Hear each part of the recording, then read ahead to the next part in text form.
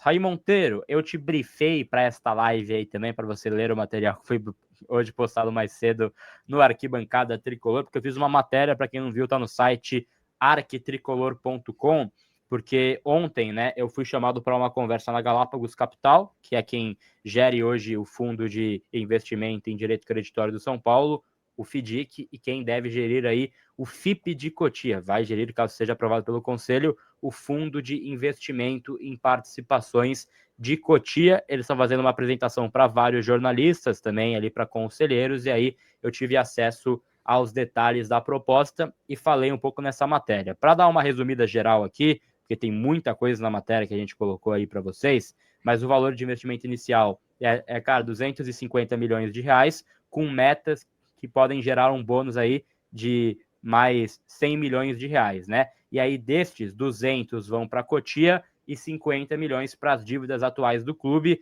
e eles estimam, né, que com pagamento de dívidas de curto prazo, dívidas bancárias também, eles podem economizar em juros com esse pagamento que vai entrar do FIP de Cotia, 10 milhões por ano praticamente, já pagando parte desses empréstimos aí que foram feitos pelo São Paulo, dívidas mais de curto prazo, né? E aí tem muitos detalhes que a gente pode destrinchar dessa matéria. É uma sociedade 70-30, né? Então 30% enfim, da Galápagos Capital. Eles não vão ganhar o lucro diretamente da venda de jogadores, e sim do lucro gerado por Cotia como um todo. Então, Operação Cotia gerou, cara, no mês tal, em cima de vendas também, é claro, 100 milhões de reais. Então, eles ficam com 30 milhões de reais, seria essa parceria entre o São Paulo e a gestora Galápagos. E aí tem pontos importantes para a gente colocar por aqui também.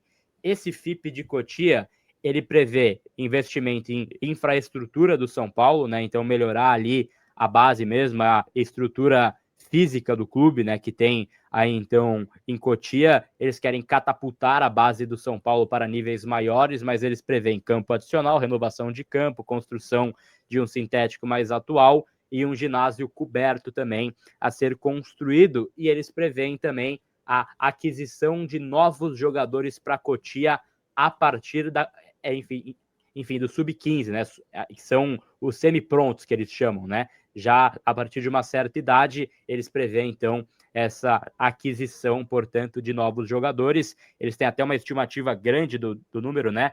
Hoje o São Paulo tem quase 300 atletas ali em Cotia. Eles querem impulsionar para 708 atletas, que é um número assim, mais que o dobro do que tem hoje, né? Seria um número bastante chamativo. E hoje tem uma análise, Raí Monteiro, e aí, enfim, cara, vou deixar para você falar e dar os seus pontos também em relação ao FIP e a essa matéria. Eles têm uma avaliação interna de qual prateleira está o jogador, né? Tá uma prateleira A, B, C ou D. E hoje eles estimam que eles têm na A e B quase assim metade do cara da base, né? Então quase uns 50% de A e B. E eles estimam 90% de A e B com esse novo projeto de Cotia. Eu acho uma meta bastante ousada por parte da direção, mas fica aí então esse registro que está sendo apresentado para jornalistas, conselheiros e tudo mais. E aí tem um outro ponto que é então, né, o que está no banner: olheiros pela América do Sul. Hoje o São Paulo conta com 8 olheiros espalhados aí por, enfim, pelo Brasil, né? Então tem ali região Nordeste, enfim, Centro-Oeste, tem outras regiões ali que tem olheiros, mas eles querem escalar isso para 20 olheiros, né? 20 observadores então para o clube, tendo então participação na América do Sul, Equador, né? Então hoje polos grandes aí do futebol, Argentina, Uruguai, também o próprio Peru. Eles querem ter então novos olheiros e querem ter também 4 clubes formadores parceiros, né? Um em cada assim região do Brasil, para evitar um caso Hendrick, por exemplo, que tem uma idade que você pode alojar o seu jovem, né? Então tem uma certa idade que ele pode vir para São Paulo para estar em Cotia, e aí eles querem ter bases pelo Brasil também, entre aspas, mini Cotias, para conseguir então ter a formação desses jogadores com os métodos que eles já usam em Cotia, no São Paulo. Acho que deu para entender, então, de forma geral. Tem mais informações ali na matéria do Arquibancada. Queria que você falasse um pouco em relação a isso, Raí Monteiro. O que você pensa, né, em relação a esse FIP de Cotia, que vai a voto no Conselho Deliberativo, e é uma votação que promete um certo aperto ali. Tem, cara, muita gente no atual Conselho que está contra, né, esse FIP de Cotia, mas é importante conhecer os detalhes aí. Eu acho que sim, é importante. Eu li a matéria, como você disse, que você me mandou mais cedo. Eu confesso não ser um grande especialista nessas questões de base. Quando a gente não entende muito de um assunto, a gente lê, se informa, procura entender as pessoas que procura ouvir as pessoas que entendem um pouco mais para tentar minimamente formar a opinião, né? Assim, eu vejo da seguinte forma: eu acho que todo e qualquer investimento em estrutura é sempre importante para qualquer clube de futebol. Melhorar academia, melhorar processos de recuperação, investir em médico, investir em transporte, qualquer tipo de investimento, né, para um clube de futebol, eu acho que ele é super válido, né, e ele vai potencializar ali o time para que ele mais adiante tenha êxitos e consiga estruturalmente ser um time mais forte. Então, eu sempre vou concordar com investimentos que sejam, obviamente, dentro do que é possível, né? Você não pode ir lá, eu vou lá e invisto, sei lá, 100 milhões no São Paulo, e aí, como contrapartida, eu quero 500 em troca, aí não dá, né? Citando um exemplo, que não é esse exatamente. Então, acho que esse é um primeiro ponto. Eu vi aí sobre e aí eu estava lendo lá na sua matéria, né, de aumentar os atletas de alto rendimento de 200 e pouco para 700. Assim, cara, eu acho esse um número muito alto, né? Você ter 700 jogadores de base de alto rendimento. Quanto isso vai custar mensalmente ao clube? Dessa peneira, quantos de fato vão conseguir se tornar jogador de futebol para devolver esse investimento que é feito pelo clube? Eu fico com um pouco de dúvida em relação a isso, né? Acho que é legal a ideia de você ter clubes aí para ter um intercâmbio, né? Por exemplo, se o menino não puder ficar em Cotia, ele vai ficar, sei lá, numa, numa base do Rio de Janeiro, que seja ligada ao São Paulo, de Brasília, de Curitiba, de outros lugares, né? Acho que isso é interessante, mas assim, eu fiquei um pouco impactado com esse número, né? Quase 800 Também. jogadores. Como você vai manter isso? Eu não consigo enxergar muito assim, sabe?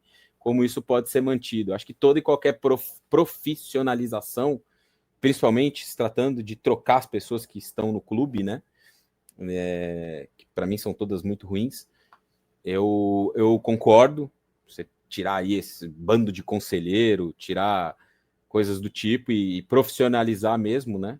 Mas assim, eu sei do pouco que eu vi, eu não acho que seja algo 100% interessante para o clube, não. Eu acho que o investimento é bacana para você ter aí uma estrutura melhor, mas com outras contrapartidas, na minha visão. Eu acho irreal esse número aí, por exemplo, de 700 jogadores do primeiro nível. Não tem como ter isso. Acho que clube nenhum do mundo tem um número desse jogador. Acho, pode ser até que eu esteja falando alguma bobagem aqui. Mas eu não, sinceramente, se eu fosse algo na direção, um presidente, um diretor, qualquer coisa do tipo, eu pensaria em costurar um acordo para melhorar a estrutura, isso sim. Academia, fisiologia, logística. Aí beleza, eu acho que isso é válido. Agora, aumentar tanto assim o número de jogadores, não sei. Isso aí eu não acho que seja um bom caminho, não, para depois ter 30% ali do que for de lucro, né? Operacional. Não sei, Gabi, sendo muito sincero, eu não gosto muito da ideia, não. Não acho boa a ideia. E só um ponto em relação também à parte de gestão, né, que eu vi que o pessoal estava comentando também.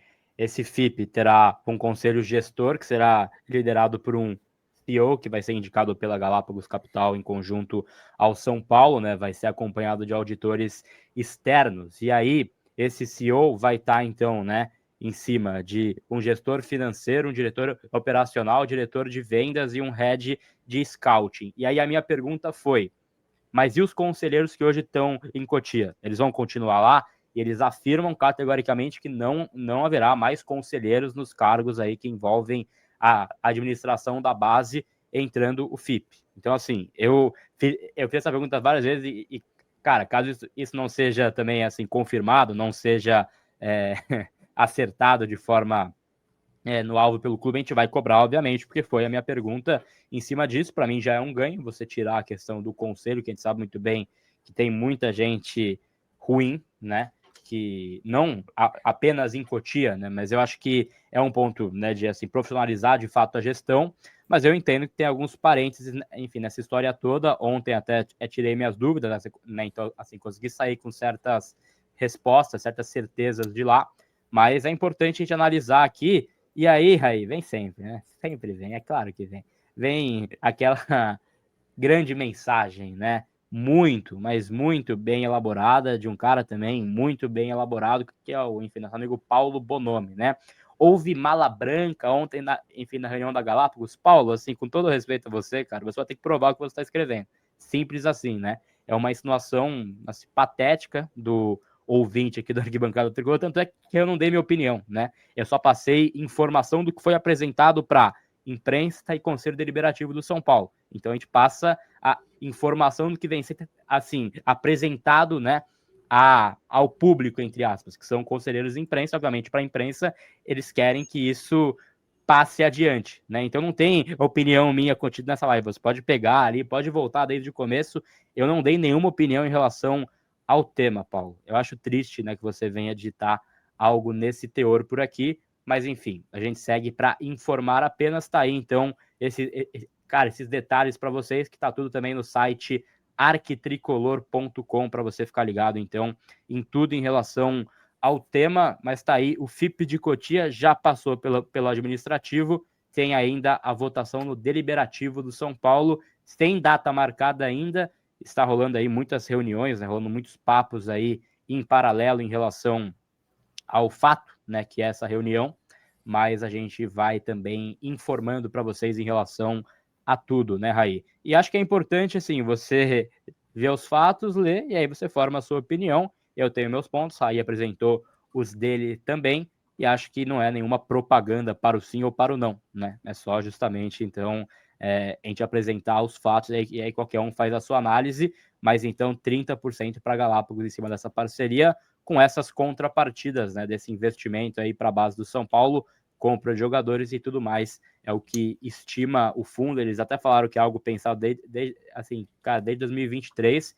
Eles já tinham conversado com vários fundos, tiveram 3 ofertas que eles recusaram também, mas fecharam com a própria, enfim, Galápagos Capital, que tem nome no mercado, né? Para quem é do mercado financeiro, você que tem o mínimo conhecimento, você sabe que é uma marca, né? É uma empresa que tem nome, tem gestores sérios, né? A gente tem pessoas ali, né, que tem outras ações no mercado para além do São Paulo, para além do futebol, mas a gente vai ver aí então os próximos passos.